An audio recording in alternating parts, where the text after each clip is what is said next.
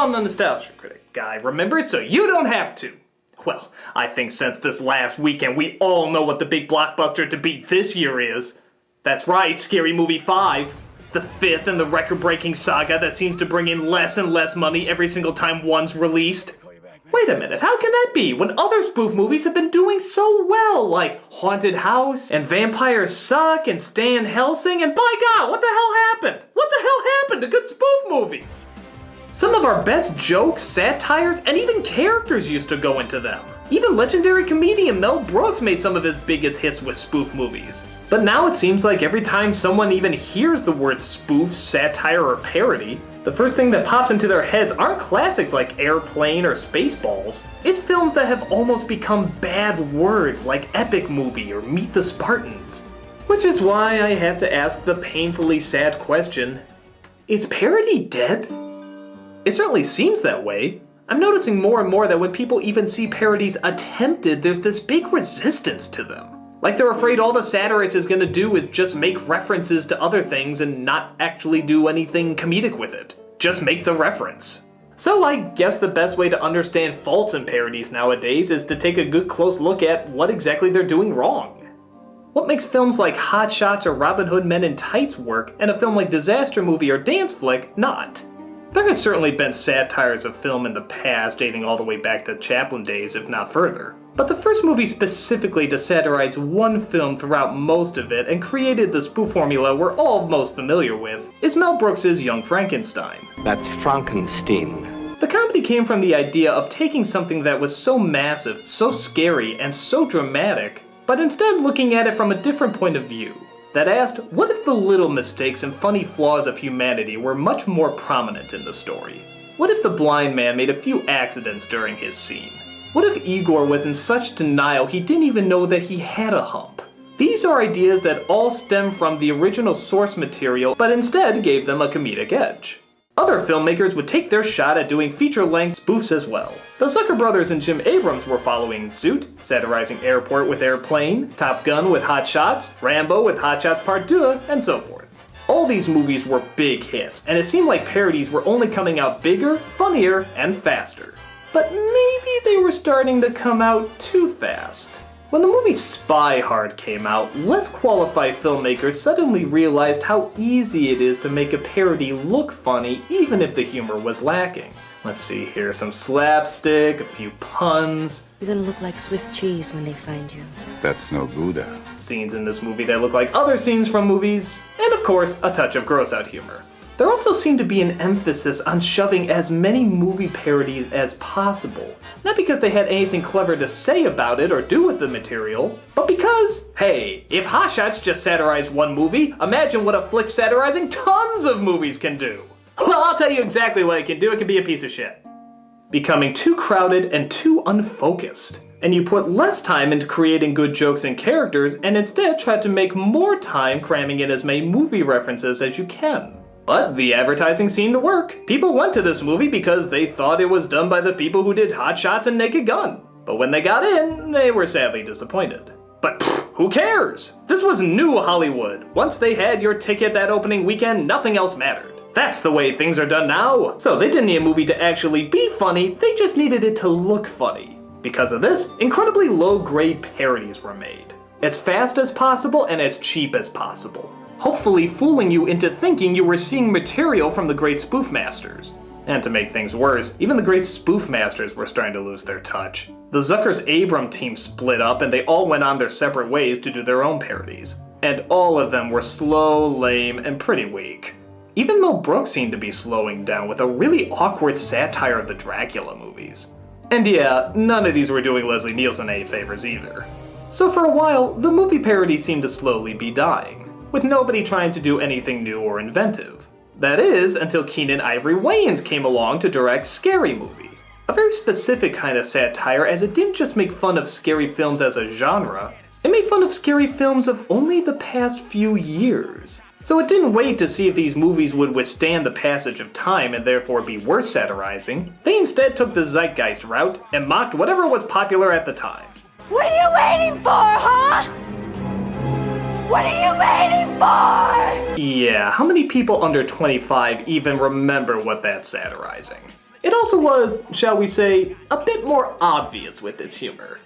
If there's a character they thought was dumb from another movie, they'd make him a retard in this version. And it didn't hint that a movie character was going to make the wrong move, they literally put up signs saying that they made the wrong move. And the gross out humor wasn't just over the top, it was off the fucking hook. God, that's disgusting.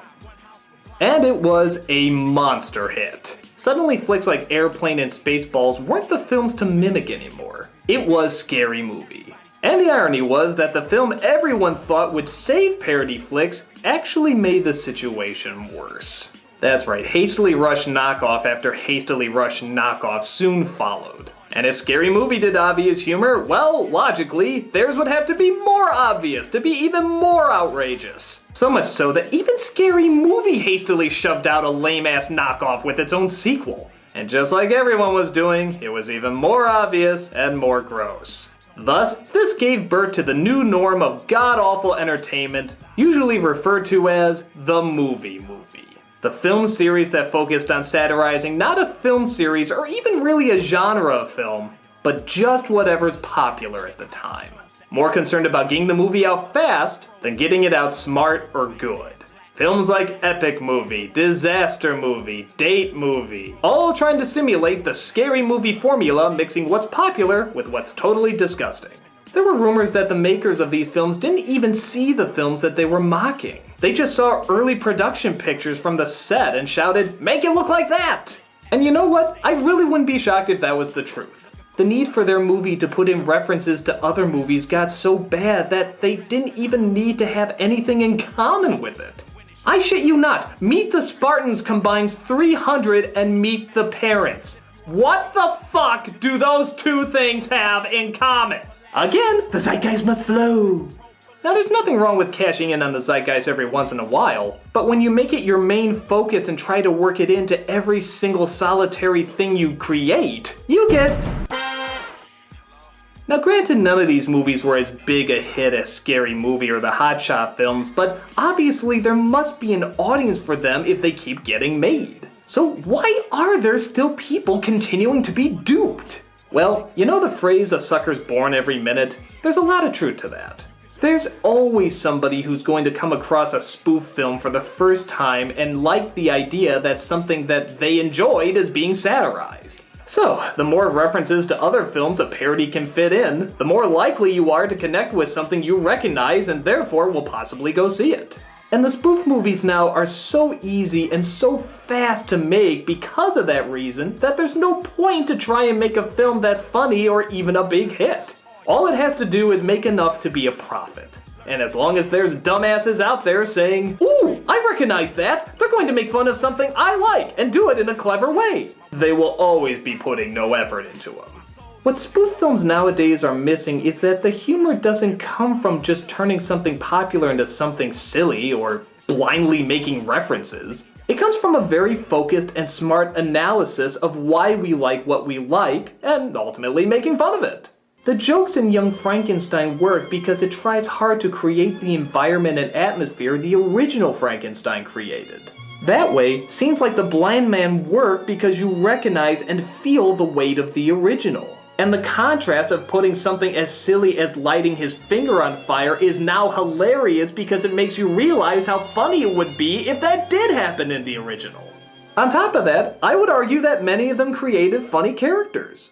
Spaceballs doesn't work because it's just acknowledging Star Wars existed. It works because an intimidating strategist is now replaced with a pathetic dweeb in the same role. James Earl Jones being switched out with Rick Moranis, both given the same amount of power and supposedly fear, is what makes so much of this film so funny. As well as the other timeless characters that this satire created. Even the Warner Brothers cartoons figured this out. In What's Opera Doc, the weight and genius of Wagner's music is still there, but it's made funny when the main characters are replaced with Bugs Bunny and Elmer Fudd. It's the contrast of character and situation that makes it humorous, not acknowledging something that's popular is still popular. Weird Al Yankovic has made a living inserting himself into some iconic roles, and the closer he can mimic the size and scope of what you enjoy so much, the funnier he can make it when he reduces something so serious to something so not serious, like food. parody comes from a true understanding of what you're satirizing, capturing its strengths while playfully acknowledging its flaws. And you can't do that if your concern is squeezing in reference after reference, because you don't have time to let the environment or the characters you create and or mock sink in. So, with such an emphasis on getting people in theater seats and nothing else, is parody truly dead? Not necessarily. It may be dead in theaters for the time, but it is still alive and well online. Comedic groups like College Humor, How It Should Have Ended, Animation Domination High Def, Funny or Die. These are all great satirists who know how to quickly establish the tone of what they're satirizing, make clever jokes about it, and keep it focused. In just a few minutes, they set up the environment and characters so that they instantly are recognizable, and know what elements to move around or switch out in order for it to be funny. On top of that, there's also good satire on TV. Comedy Central still brings us their fake news with The Daily Show and Stephen Colbert. And of course, South Park always knows the best way to mock everything, whether it be movies or anything else in media. And how about The Onion? They're still funny as hell and going strong, in papers, online, and in video form. So while it does look like good parody in movies is down and out for a while, I don't think parody will ever truly die. It just takes on different shapes and different art forms. And while I do miss looking forward to cinematic greats like Airplane or Spaceballs, there's still new satires being made, and many of them are just as funny. Because for every person who just wants to use comedy as a means to make a quick buck, there's hundreds more out there who know good humor and, more importantly, how to display it. And for those who still think something like Epic Movie is along the same lines as Young Frankenstein, you will always be a prime example of someone who will never get the joke. I'm the Nostalgia Critic guy, remember? So you don't have to.